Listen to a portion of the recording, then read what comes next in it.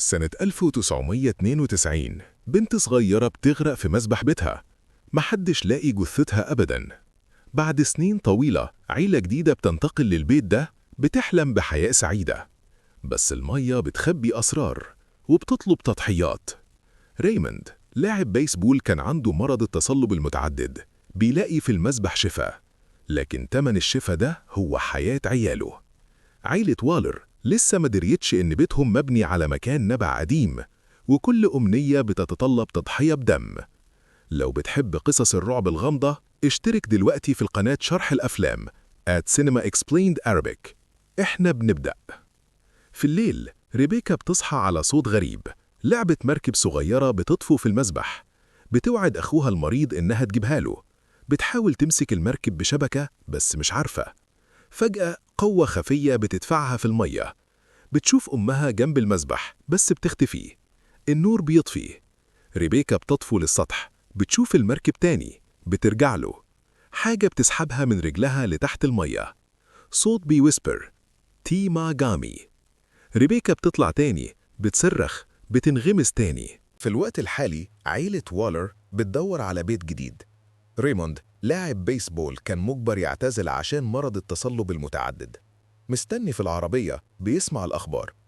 راسه بتوجعه بس مش مهتم. كاي السمسار بتوريهم بيوت كتير بس مش عجباهم. في طريق الرجوع ريموند بيشوف إن بيت ريباكا للبيع. بيرن لكاي وبتوريهم البيت. كان ليه مالك واحد بس من سنين. مرات ريموند إيف مبسوطة إنه قريب من المدرسة اللي بتشتغل فيها. ريموند مبسوط بالمسبح. وهو بيبص على المسبح ريموند بيشوف كورة بيسبول. بيحاول ياخدها بس بيقع في المية. جسمه بيتشابك في الغطا والنباتات. وهو بيغرق بيتخيل نفسه بيلعب بيسبول تاني بعد ما دوا مرضه اتلقى. ده بيديه القوة إنه يطلع. عند الدكتور بتنصحه يعمل يوجا أو يسبح بدل ما يلعب مع عياله. العيلة بتقرر تشتري البيت اللي فيه المسبح. بسرعة بينتقلوا.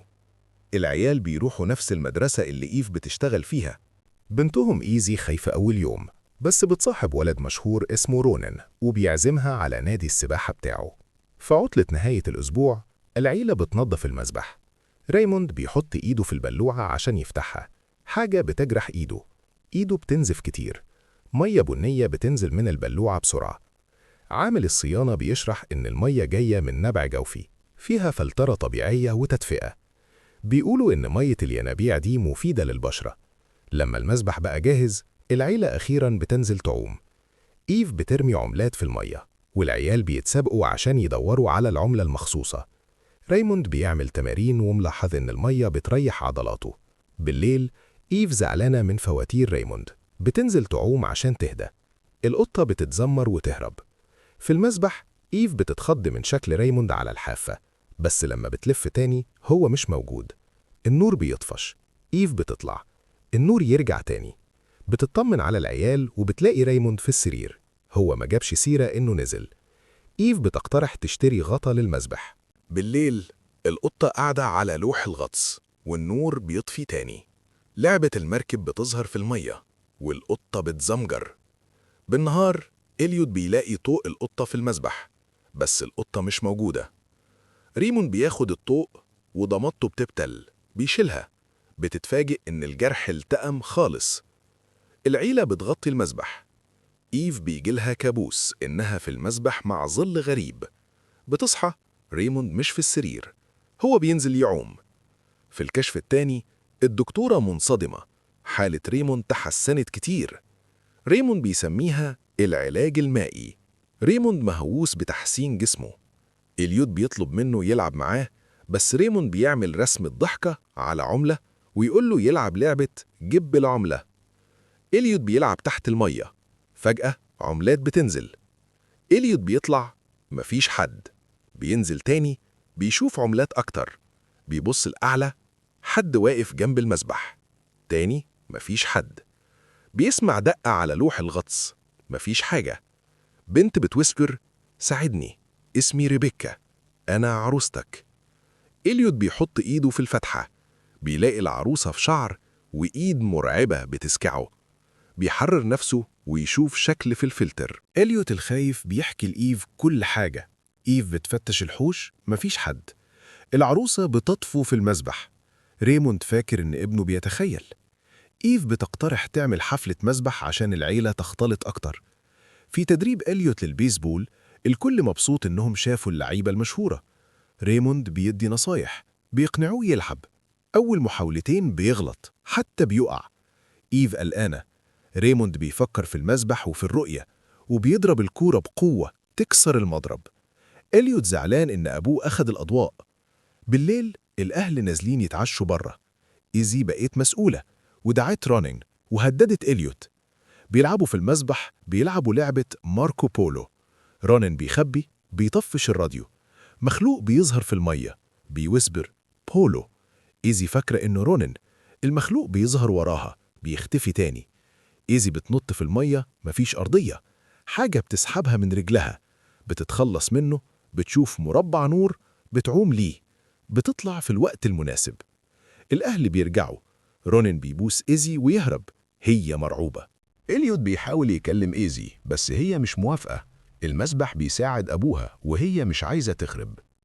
في الحفلة ناس كتير بتيجي. إيزي فايفة تنزل المية. إليوت بيحط كاميرا عند الشباك. إيف بتسأل كاي ليه المسبح ما استخدمش من سنين. كاي بتحاول تتفادي بس بتعترف. بنت اسمها ريبيكا غرقت هنا. إيف مصدومة. ولد بيطلب من ريموند يوقع على الكرة المكسورة. ريموند بيدعوه للمسبح حيث الناس الكبار شايلين العيال على كتافهم. بيكسبوا بس ريموند بينزل لتحت أكتر. مادة سودة من البلوعة بتدخل جوه ريموند من بقه. بيمسك الولد ويبعد بيه للعمق. الولد بيبدأ يغرق. لعبة المركب بتظهر فوقهم. إليوت بيشوف ده على الكاميرا ويركض يجيب أمه. أهل الولد بيشوفوا إيده. أبوه بينط ينقذه. على رجل الولد آثان من مسكة ريموند. ريموند بيطلع برضه. هو مغمى عليه. إيف بتعمل تنفس صناعي. الحفلة بتتلغي. البوليس بيجي. أم الولد بتقول إن ريموند مش كان عايز يسيب إيده. إيف بتذكرها بمرضه. الكوتش بيقول مش هيرفع قضية، بس ريموند ما ينفعش يجي التمرين تاني. إيف بتطلب من العيال يجهزوا. هي متأكدة إن في حاجة غلط في المسبح. ريموند بيتكلم، بس إيف بتذكره إنه ولد كاد يموت. في العربية ريموند بيعيا، بيكح، عروقه بتسود، بيترجع سائل أسود. في البيت إيف بتنومه في السرير. الدكتور بينصح براحة لغاية التلات. ريموند بيتوسل ينزل يسبح تاني. بيوصف الإحساس بشكل مقزز. إيف بتفرغ المسبح، بتحط الخرطوم في المية الرئيسية، بتوعد تحمي العيال. إيف بتحقق في تاريخ البيت. كل عيلة خسرت حد هنا. بتتصل بكاي وبتاخد عنوان عيلة ريبيكا. أم ريبيكا لوسي ساكنة في قصر. لوسي متوترة جدا. بتحكي كان في نبع قديم اسمه تيماجامي هنا. الناس كانت بتعبده. كان بيعمل أمنيات، بس كل أمنية كانت محتاجة تضحية. الليلة اللي غرقت فيها ريبيكا أخوها حاول يساعدها، بس لوسي سجته. المية استخدمتها كوسيلة عشان تحقق أمنيتها. حياة ريبيكا مقابل شفاء ابنها المريض. لوسي بتقول الحب محتاج تضحية. إيف مرعوبة. لوسي بتكح. سائل أسود بينزل من مناخيرها وعينيها. بتتكلم بصوت مقزز. المية هتنام تاني. إيف بتهرب. في البيت ريموند في الحمام. الكيان بيسيطر عليه تاني. المية ملوثة. العيال بترجع. مامتها وباباها مش موجودين.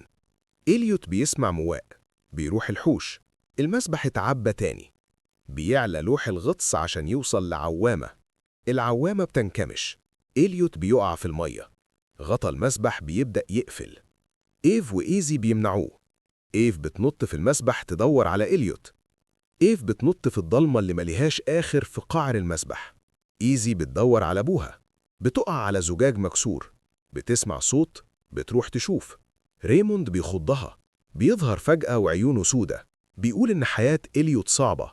الأحسن التضحية بيه. إيزي بتهرب. ريموند بيمسكها من شعرها. بتختدي في الجراج. ريموند بيحبسها. في المسبح إيف بتلاقي إليوت، بس أرواح الغرقى حواليهم. ريبيكا بترمي العملة اللي عليها وش مبتسم عشان توري إنهم طول الوقت مقلوبين. إيف بتشوف النور وبتعوم للسطح. إليوت مغمى عليه. إيف بتعمل تنفس صناعي. ريموند بيقرب من ورا ويقول فات الوقت. بيمسك رقبة إيف. المسبح اختار إليوت. إيزي بتطلع بمضرب. إيف بترمش لها. بتضرب ريموند على رجليه. بيقع. إيزي بتضربه على ظهره. سائل أسود بيطلع من بقه. ضربة تاني على بطنه. ريموند بيشوف لحظات مهمة في حياته. بيسمع صريخ مراته وبنته. بيخرج كل السواد. إليوت بيوعى. السائل الأسود بينزل من البلعونة تاني.